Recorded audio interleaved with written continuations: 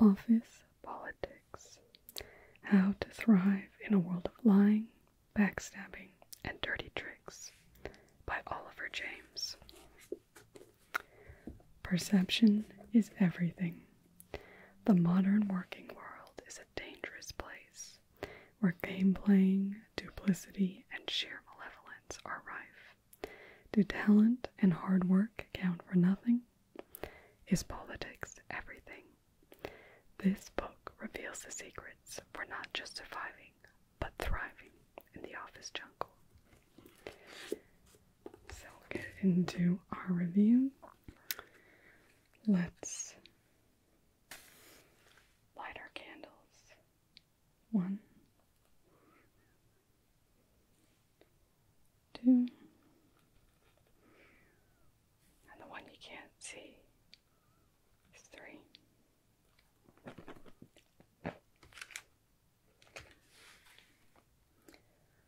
Office Politics. I got this book because, if you remember a few little while ago, I read the book Not in Your Genes by the same author, Oliver James, which I thought was a rather interesting book, even if I didn't end up agreeing 100% with the conclusions. I thought it was still a really compelling, interesting read. And I thought his writing style was interesting enough, so I thought, okay, he's got a few other books. I'll read this book on office politics. If we look into the contents, you have part 1 is coping with toxic colleagues and professions. And I think this is a helpful portion of the book. I definitely liked this portion better than the other ones, but still had problems throughout, but we'll get to that. So he talks about triadic colleagues, so people with the triad of basically 3 personality traits that are fairly toxic. So psychopathy, Machiavels, and narcissists. And so my father-in-law is a narcissist with some probably psychopathic tendencies as well.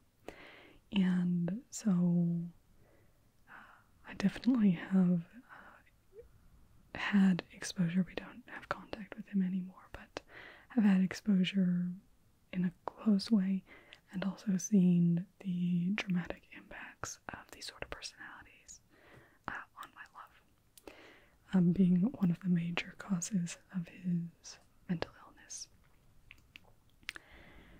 So I didn't need any convincing about the problems in these sort of personality traits, and it was interesting for him to discuss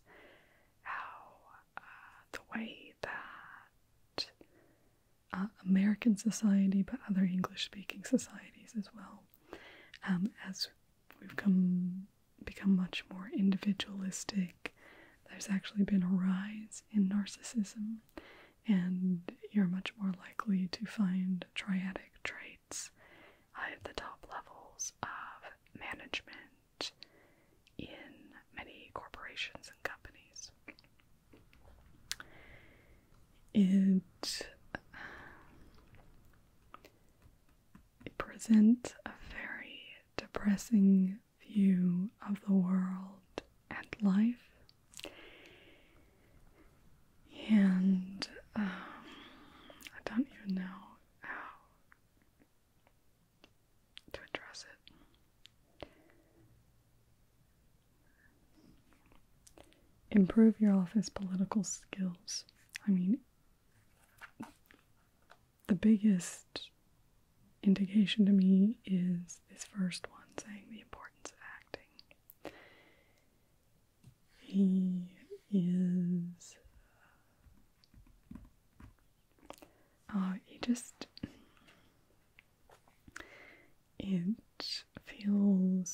gives me a slimy feeling reading this book.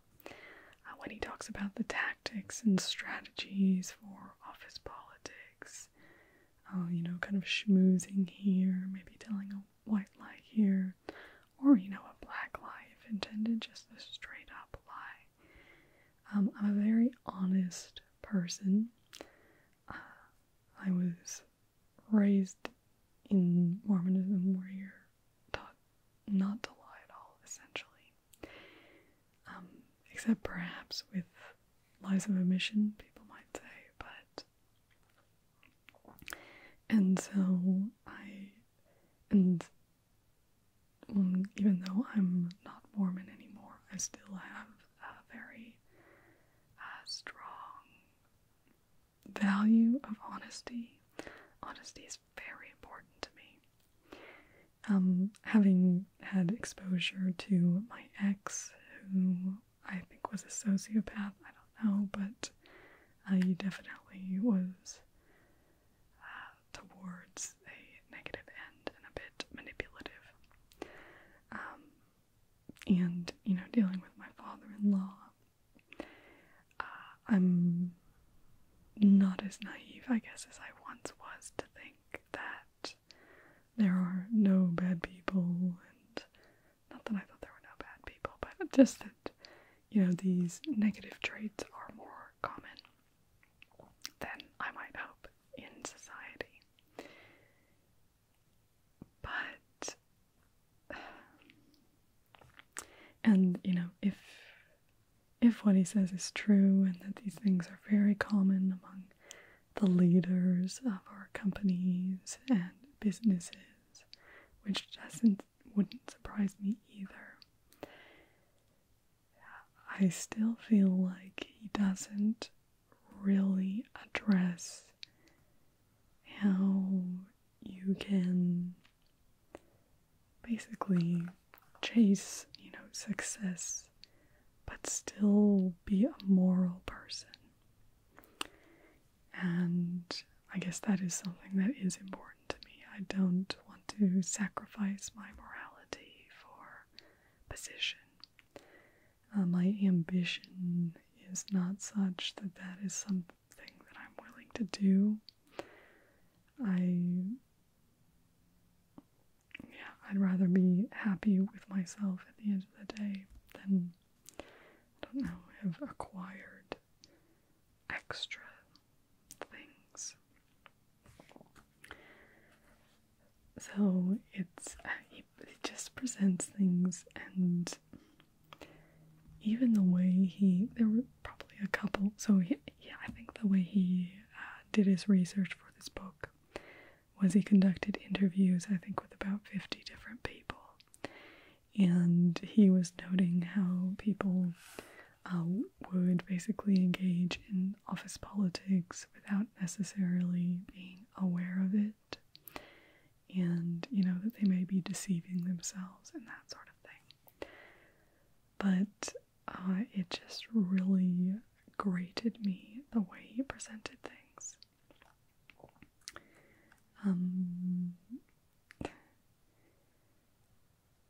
It was almost like he made, it felt very black and white. It was like, okay, either you're engaging in office politics or you're not. And he made anything that felt like you're engaging in office politics as kind of slimy and yucky, but at the same time encouraging you to do so. And I didn't feel like he necessarily delivered on the promises that he made in the book as well. He talks a lot about how office political skill is usually one of the largest determiners in whether somebody will basically rise through the ranks or not. Which may be fair enough, but he also talks that he's going to help you improve your office political skill.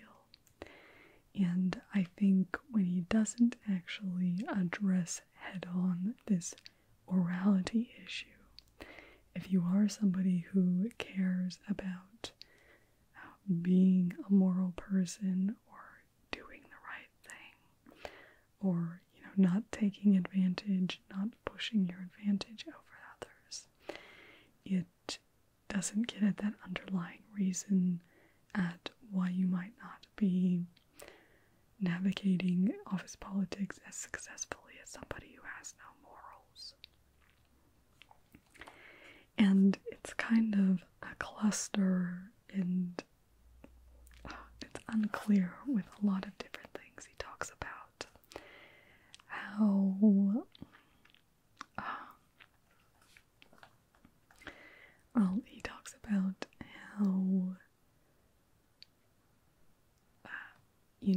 in the end, emotionally healthy office politics. It feels like the whole book he has spent telling you basically how the psychopaths and the narcissists navigate, and showing you the tricks that they use, and basically encouraging you that if you want to succeed, you kind of have to do the same thing, is a lot of what he's saying in the book. But then here he says, you have to be aware of your own emotions, of your own sense of morality, and work within that as well. When he hasn't really given you any indication throughout the book of how you would actually do that.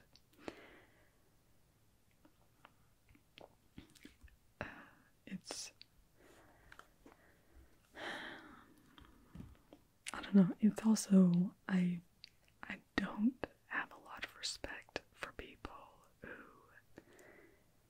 get their positions through these things. I definitely, when I worked in tech support, I knew definitely people who were promoted and brought up because of ingratiation, maybe a little bit of go-getting, but these sort of things, whereas when you're in a management position,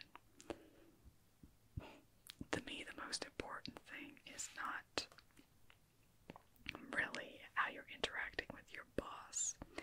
It's what sort of results and environment you're creating for your underlings. And so this is something that I've always thought, because my love and I have at different times talked about potentially, starting our own business or that sort of thing. And so I've always thought that if I was in the position to be choosing managers, I would choose managers based on reports from their underlings, not the people they're reporting to. Now, obviously, there are issues with that, because just keeping your staff happy isn't necessarily mean that you are doing what you need to do, but I think you can read between the lines there if you actually consult enough of the staff that somebody is overseeing.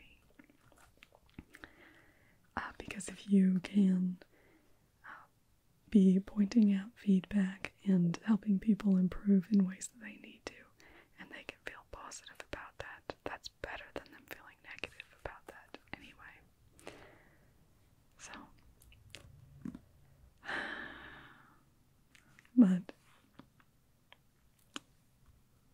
in this dirty trick, it's really the contrast between these two, which is right next to each other: dirty tricks and then emotionally healthy office politics. In dirty tricks, he's talking about when you might want to use blackmail, outright deceit. I think he touches on bribery, but doesn't actually go into it. He says other people will use these things, so you need to be aware of them. And you may find a time where you may, think it's appropriate to use them. Now, I feel like I'm going to come off as having a very black and white sense of morality, and that's not necessarily the case. I do think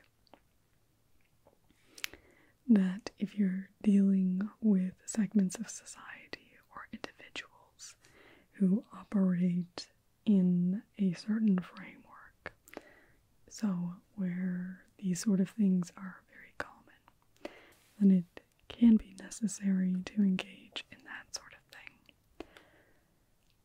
But he doesn't really make it clear that it's, dependent on basically the morality of the environment that you're working within. I don't really have any issues with police going out to potential criminal organizations and trying to infiltrate them through deceit. I don't have a problem with that. Importance of acting, very big there. You need to be able to act. So, it's not a black and white. It's not something I think I could do myself, but I do understand the need for it within our society to combat, undesirable things going on in society. But that being said, if I was to have done all of the research that he had done, spoken to all of these people, and to see that we are increasing, these levels, in my book, I would want to be arguing for how we can shift to what I would consider more morality, how we can discourage more of these sort of traits rather than encouraging more people who are naturally moral to kind of step into these immoral areas. So I'll read through, we'll just touch on briefly, is emotionally healthy politics, because this is something, he actually touched on this in his other book that I read as well, was what he considers emotionally healthy. And anyway, so we'll just discuss some of that. Emotional health is the sense that what is happening now. It is first-hand, immediate. You are, as the sports commentators put it, in the zone. I do agree that the ability to drop into the present and to be focused and present in the moment is a sign of emotional health and is something that can improve our satisfaction in life. You are real rather than false. You know what you are thinking and feeling. I agree with that. Again, a lot of these things feel very contrary to basically, the last 200 pages, what he's been talking about. But yeah, I do agree with that. You have your own consistent ethical code, which enables you to distinguish right from wrong. You have the capacity for insight into your own actions. Yes. In moment-to-moment dealings with other people, you are a good judge of what they are feeling and thinking. You are adaptable, but without losing yourself. Your real self is as close as possible to the one you are presenting to others, depending on what is feasible. If a lie is necessary, you lie. It's really, really interesting to me that he considers lying an essential component of emotional health.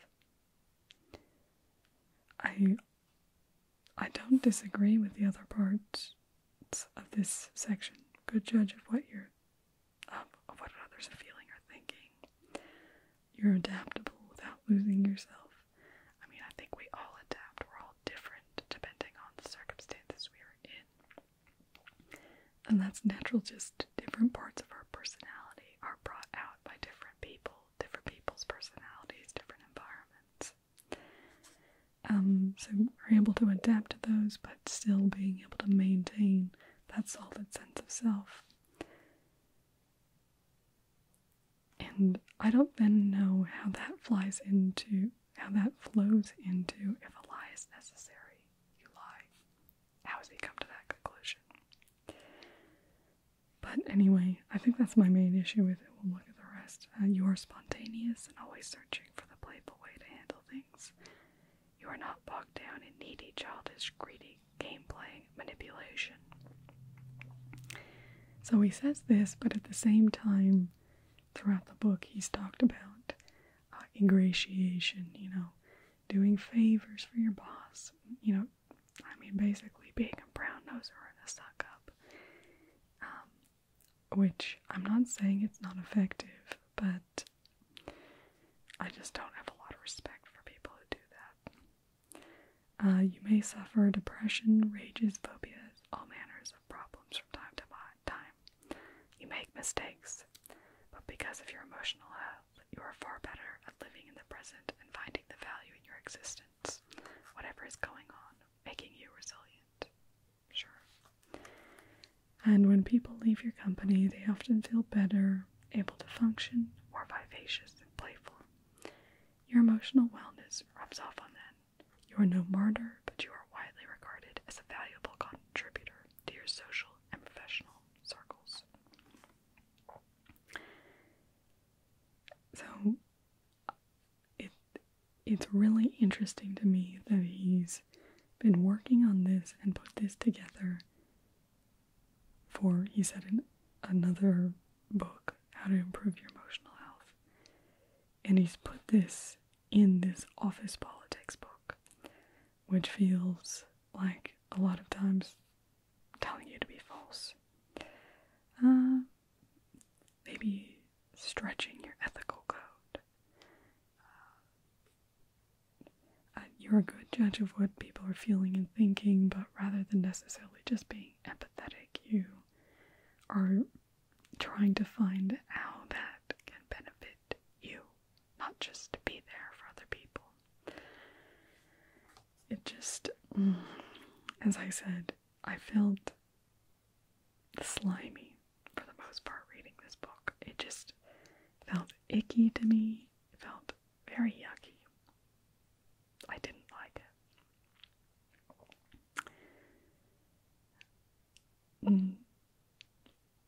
It did talk about, as I said, triadic behaviors, and I do think being able to identify those sort of personalities is highly important.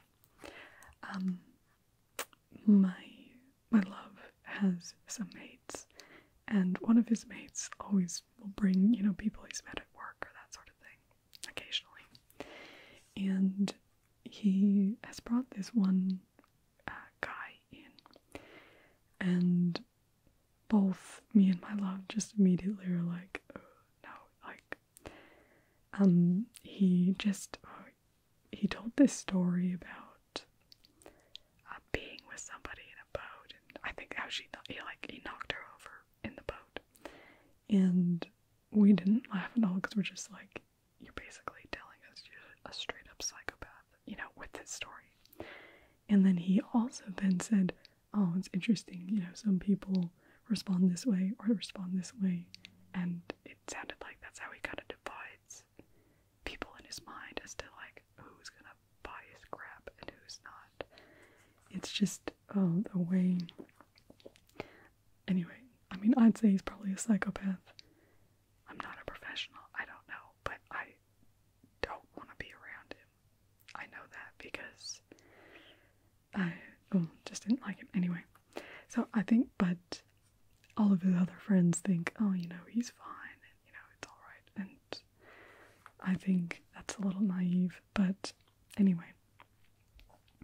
So I do think being able to identify these negative traits quickly can benefit you so that you can basically stay away from those sort of personalities, because they are very toxic and do not generally make you feel more able to function, more vivacious and playful after being around them.